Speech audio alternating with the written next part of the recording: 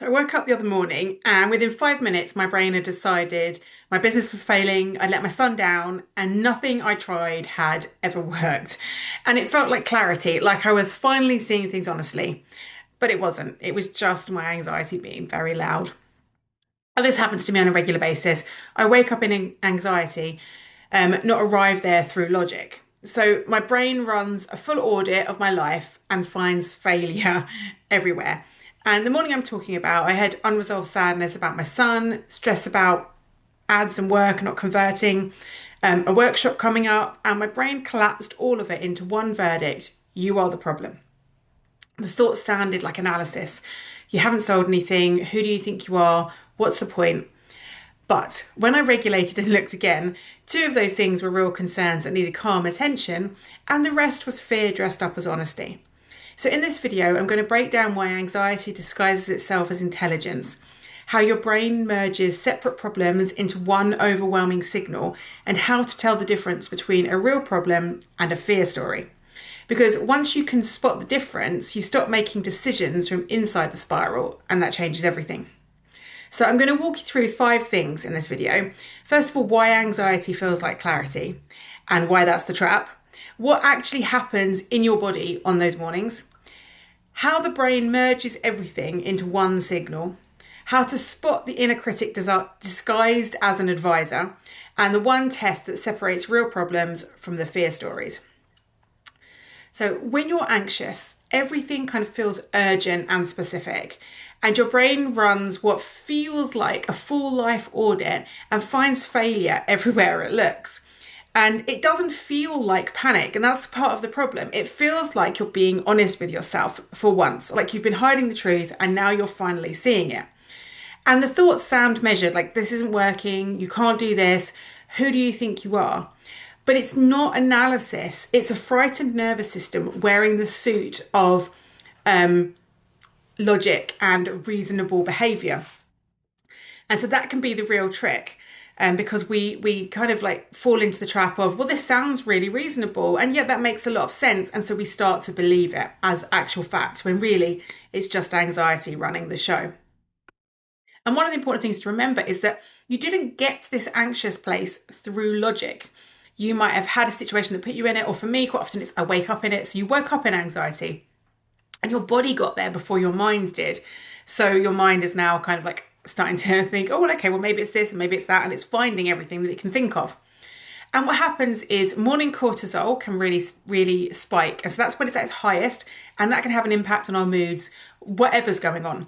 But if we have unresolved stress from the day before, or poor sleep, or hormonal shifts, or things that are going to be happening today that are kind of like on your mind, these can activate your threat detection before you've even opened your eyes. And then once your nervous system is activated, your brain goes looking for evidence, if you will, to match the feelings. So I talk a lot about how most of the signals go from the body to the brain, and not the other way around. And this is a classic example of that. So your body is having this morning cortisol spike and all of this stuff going on. And that's just sending that signal to the brain of this dysregulation. And the brain's like, I wonder what's causing that. So now it's going to go on a full life audit to figure out what's causing it. And feed that back to the body. So it will always find something. And it's not because your life is failing, but because a scared brain is built to scan for danger. And so now it's going to start pulling up anything that it finds slightly scary, it's going to start pulling it up. And the anxiety, the feelings in the body come first, and then the reasons appear, not the other way around. So we're not anxious because we've got all these thoughts. We've got all these thoughts because the body felt anxiety, because we had that cortisol spike, because we felt dysregulated. That message got sent to the brain, and now the brain's creating the story that fits. But anxiety will then merge everything into one signal. So when I had this, I had sadness around my son. I'd messed up the days with his dad. So I thought he was supposed to be with me. Turned up at the school. His dad was there. Realised I looked at our calendar that I'd got it totally wrong. And my sadness was about we'd made plans and I promised him, and my son has autism. So I very careful to make sure that he's aware of what's happening, what the plan is, how it's going to go.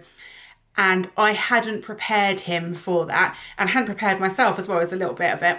And so there was some like unresolved sadness around that.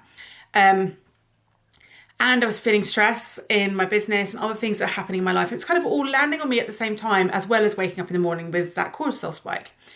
And my brain didn't keep everything separate. So it didn't sort of say, oh, well, okay, this is one issue. And yeah, that thing with your son, it was unfortunate, but he's coped with it. It's actually not really anything at all. And you're worried about this in your business, but what strategy can you put in place? Rather than thinking logically like that, it just collapsed everything into one massive signal of everything in my life is wrong, right? And that's kind of how it came on. So these two separate problems with two separate solutions became one unsolvable feeling. And that's what can happen often when we get this huge spike in anxiety, is we may have real issues, like real things to deal with. They're manageable and you can cope with them. But because you've got the anxiety that's come up, the brain will then take everything. And even if it's only two problems, it then brings those two problems together and says, hang on, everything in my life is wrong. And it starts looking for more evidence of more stuff that's wrong in your life, because it's decided that that's what the problem is. My life is wrong. Everything's wrong. So it's looking for that. And that's why you can't think your way out of it, because your brain now is on a train and it's stuck that way. And you're not dealing with one problem, you're dealing with an emotional pile up your brain has labelled as your life is failing. And the problem is you haven't been able to do something. So in the past, why would this work? And that's like the inner critic is coming up with these stories. Who do you think you are? Why are you trying this? You're always failing. Why do you keep trying? Because everything you try fails. So these now become the inner critic coming out. But they don't arrive as attacks, which they are. They are inner critic attacking you in the way that another person can, and the way that you would never attack another human being, almost certainly, but you are saying it to yourself. But in your kind of like personal, they arrive as assessments, not as attacks, which can make them very dangerous. Because if someone else said that to you, you'd recognise it as cruel. But when it's your own voice in the morning when you wake up or stuff's going on, you actually start to believe it as the truth rather than seeing it as an attack. And the difference is that an assessment will look at evidence from a calm state. An attack uses the harshest possible language at your most vulnerable moment to prove that there is something wrong with you. And if it sounds like the worst possible version of what's true, it's not insight, it's fear. Okay, that is our fear center. That's the amygdala going off. That's everything going haywire. That's the nervous system's off, sending messages to the brain. The brain's going, everything's wrong. Okay, and that's where it's coming from. So how can you tell the difference? So real problems are still there when you're calm, but fear stories will dissolve or shrink once your nervous system regulates. So the test is, can you look at this from a regulated state and still see the same problem? If it's yes, then it's real and needs your attention. If it shifts or shrinks or even disappears once you're calmer, it was anxiety talking. So my example in terms of ads that I'm paying out for aren't converting is a real thing, because even when I'm calm, it's still a concern, but it's a strategy question and not an anxiety question. So it's not, I'm useless and nothing will ever work, because that's anxiety. It's, well, this strategy isn't working right now, so what do I need to do to tweak it so that I can improve it? And it's a strategy and it's a problem and it's something to deal with. It's not my life's over and everything's awful problem. And one is a clear-eyed review and the other needs regulation, okay, because it's an attack.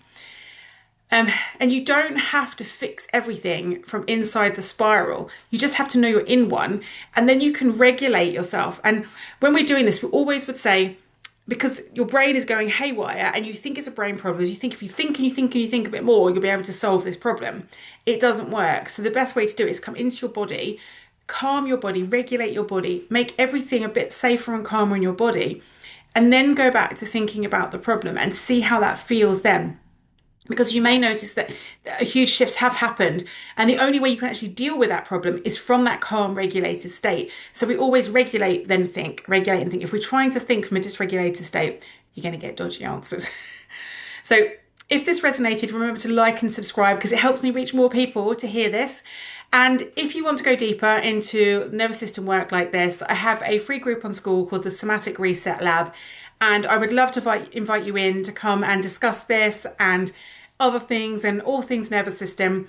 And I'm currently creating an A to Z of somatic healing as well, that you can come in and you can get started with us. We're just starting on A, if you're watching this as this video goes out.